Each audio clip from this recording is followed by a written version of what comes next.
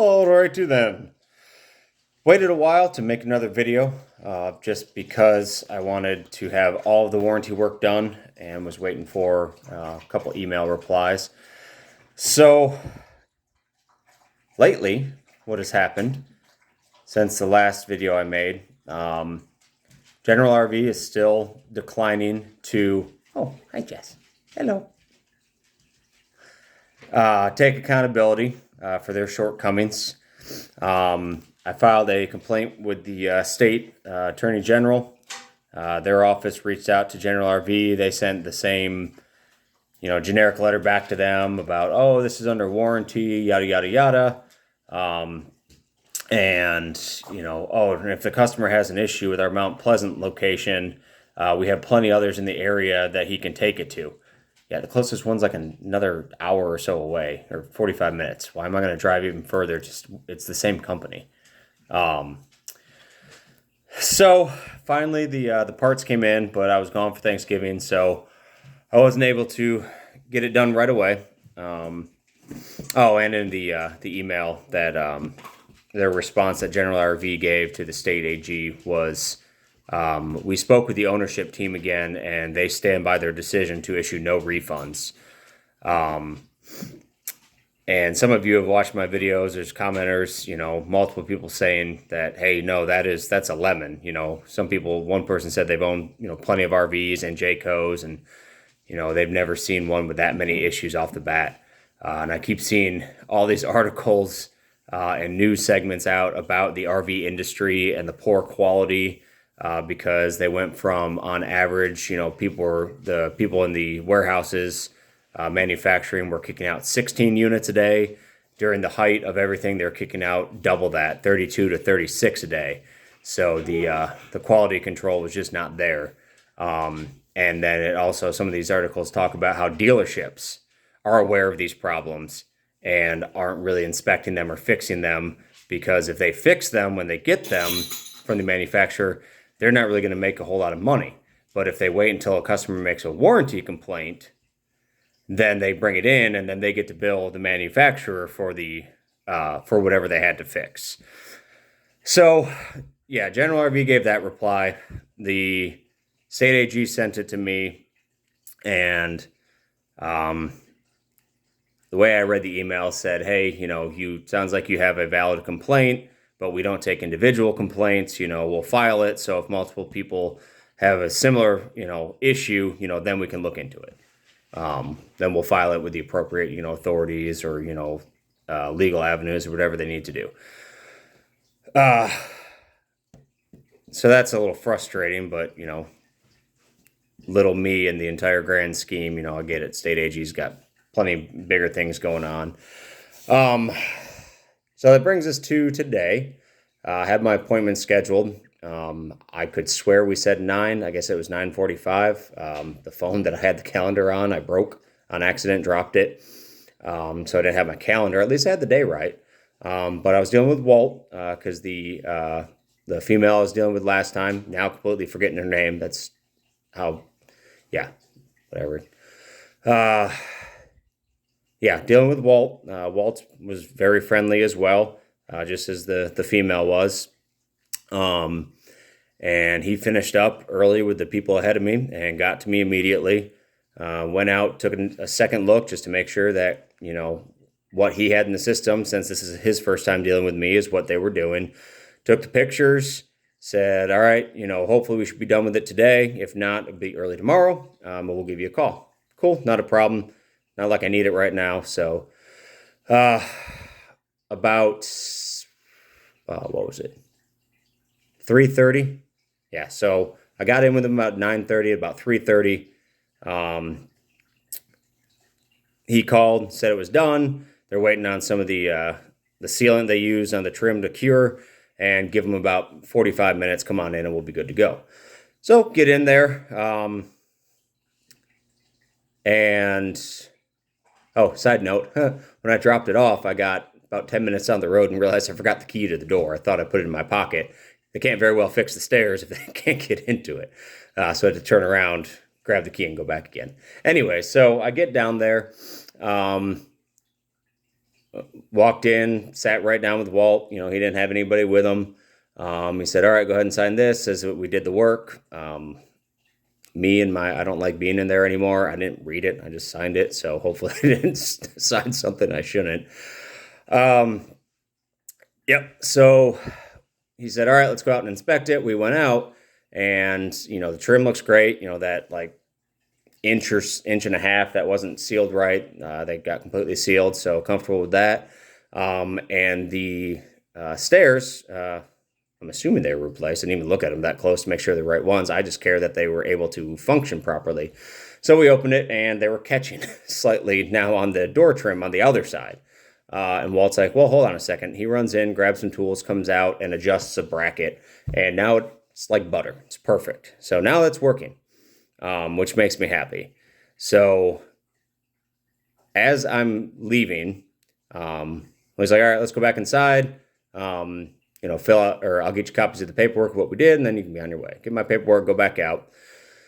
So I go back out, and when I brought it down, the equalizer hitch that I have, it's something E2. It's got these 2 bolts in it. When I first brought it down, I noticed when I was loading it up that the hitch and the ball started tipping. Or the mount in the ball. So I'm like, all right, well, that's odd. But it's connecting fine. So I could get it when I got it down there and I disconnected it, you could definitely tell that it was tilted. I'm like, okay, that's not supposed to be that way. So when I get home, I'll adjust it. And I go to get it, and I mean, those bolts are tight. So pretty sure they used an impact wrench. Impact drill. So, oh yeah, I also asked Walt to, when I pick it up, I was like, "Hey, can you make sure they put a block under it, under the front leveling jack?" Because last time, where they have it, it's kind of slanted, and it won't go up enough for me to get, underneath with the ball to attach. And I get there, and I'm sitting there talking to him, and he's like, "Oh yeah, did they put the block under?" "No, Walt, they didn't." He goes, "Really?" So he actually gets up, goes, finds a block, goes outside or grabs the block, and then calls on the radio to get somebody out there when we walk out to lift it up so we can get the block under. So that was nice of him, that he actually went and made sure the block was there that time. He didn't just ask somebody to go bring it out. He physically took it out, which I appreciated. But as I'm, hitching up, I'm moving the block out of the way. I'm going to be nice. I was going to run it back inside. Well, Walt comes out. And I don't know if he was watching from inside or if he was coming out to get the block or what. But he notices that, it's bent. And he goes, "Whoa, hold on. Detach everything. Bring that back up. I'll be right back." He actually goes inside. I thought he was going to get some tools. No, he grabs a tech. I'm assuming that's what his title is. His name was Michael. Nice guy. Comes out and with his impact drill and his tools and everything. And he's like, "Yeah, it's not supposed to be like that." So he's going to fix it. He loosens the bolts and it, falls even more. And so I'm like, "Hey, do you need me to hold that, while you tighten it back up so it's in the right place?"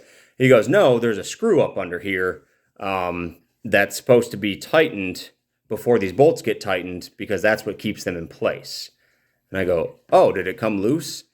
He goes, "No, they really don't come loose. That means," I was like, "Oh, so it wasn't installed right?" And he goes, "Yeah, whoever put this on, they didn't install this right." And, so I'm sitting in my head laughing. I bit my tongue to say, "Oh, wow, surprise, surprise, something else that was supposed to be done right by General RV wasn't done right." But, Walt had been good. This guy was coming out. He was probably in the middle of something else, and Walt interrupted him. Came out and took care of me, fixed it up. I mean, he drilled that thing down and said it shouldn't come loose again. But yeah, he was like, "No, this shouldn't be like that." And I asked him, I was like, "Well, do they rattle loose at all over use?" And he's like, "No, it would not even come that loose. This thing was as loose as it could get." I had made another video to show, but I don't think it's really necessary. I was trying to keep this one under 10 minutes, and I'm just about there. Yeah, and that just made me think in my head, like, if this one guy didn't install it correct on mine, how many others did he not install it correct on, and how many other people haven't noticed or don't realize it's not supposed to be doing that. So, there's an issue. And then the last thing is, as I'm moving my truck to hitch up to the trailer to leave, I get an email from YouTube saying that somebody had filed a privacy violation complaint. And it's on the video of the female during the first time I brought it in. That's the video that was the complaint was on, and so it kind of made me chuckle. And the email states that it's given me the chance to edit the privacy information. They don't know what the privacy information is. It was just somebody made a complaint, and any action or inaction, any inaction by me does not mean that the video will be flagged or deleted. Basically, to me, this says that they didn't even watch the video. Somebody flagged it or made a complaint for privacy, and they just forward the information. They don't even review it. And again, as I stated before, first off, it was in, a public access area where multiple people are. They have no signs or anything that says you can't record here. She gave me consent to record. And then when we're inside the trailer, that is my personal property, which I own outright. There's no loan on it. I completely own that trailer. And inside my personal property, I can have whatever recording equipment I want. And if they're not comfortable with that, somebody can walk out. And again, she said she was comfortable with it. It's not like the camera was hidden. Understandably, again, like I've said, I mean her no ill will, and I understand it might be a little uncomfortable, but I am just trying to show the 100% truth of this process and what this company is doing.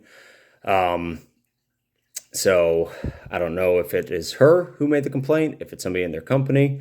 Really don't care, because again, I am not going to take it down.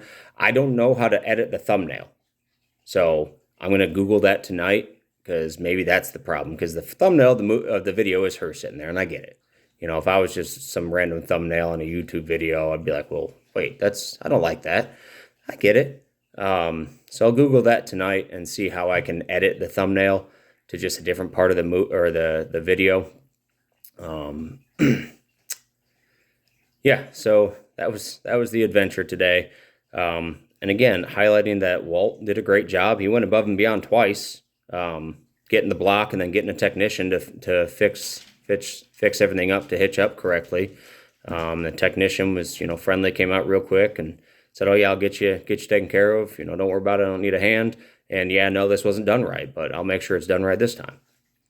So, yeah, I've highlighted the good things they've done, and I still don't understand why they can't just take ownership. It's not like I'm saying that they are the most evil company in the world. It's that when they do wrong and they are wronging their customers, they need to be held accountable. And they need to say, it's like when a politician gets caught lying and then they just keep lying until the truth comes out and then they apologize. They lose all credibility in my mind. I would much rather say, up front, yes, I did this. I was wrong. This is how I'm going to make amends.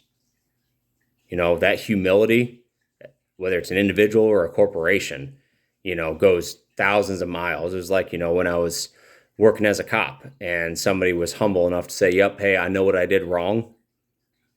I had so much respect for that, when they apologized. And if it was something I had discretion on, then I'd be like, "All right, hey, appreciate the humility, appreciate you taking accountability. Here's a warning. You do it again, can't let you off." But, yeah, but unfortunately, General RV doesn't want to do that. And I keep seeing these comments, from people about, whether it's Facebook groups or YouTube or, what have you, that, "Oh, that's just the way it is." Why is it the way it is? Why, again, are we as consumers accepting these things? Some people, they just got the money to blow and they don't care. They're like, "All right, I want this one. And if there's a, bunch wrong with it, I'll take it in or I'll pay to fix it," because they don't care. They have the money. Not everybody's like that. And a lot of people, are buying these RVs for their family because they want to go on these vacations and make good memories. But, it's hard to make memories when you're frustrated the whole time, when you don't feel safe in it, when it's not reliable, when you don't trust that the place that was supposed to inspect it is even going to fix it correctly. Which happened in my case, on a couple of the things in a previous video that, I had to adjust myself. So, yeah, that's where I'm at. Still working, I won't say a whole lot. Legal angles. Again, if anybody has any points of contact or references that might help me out, feel free to comment below. Let me know. That rhymes. So I have all the ammunition in my pocket that I need. But like I said before, I'm not going to stop until, I get something. Hell, at this point, I mean, I'm even willing to accept that, yes, they might have done some sort of prep and they're going to give me, $1,500 back instead of the whole, 3,000 or whatever it was. But again, they just 100% charge all this stuff up front. They claim to everybody. And then they told me, when I talked to the customer service supervisor, Nick, that their policy is 100%. They do not refund any of it. So how does that make sense? That to them says we are perfect 100% of the time, but we don't take accountability 100% of the time too. So there's got to be some leeway. There's got to be some give and take here, folks. But this is the country we live in now. This is the country I sacrifice for, and have some pretty bad mental health issues. Got 2 bad shoulders. I actually took 3 weeks off the gym just to give myself a mental and physical break.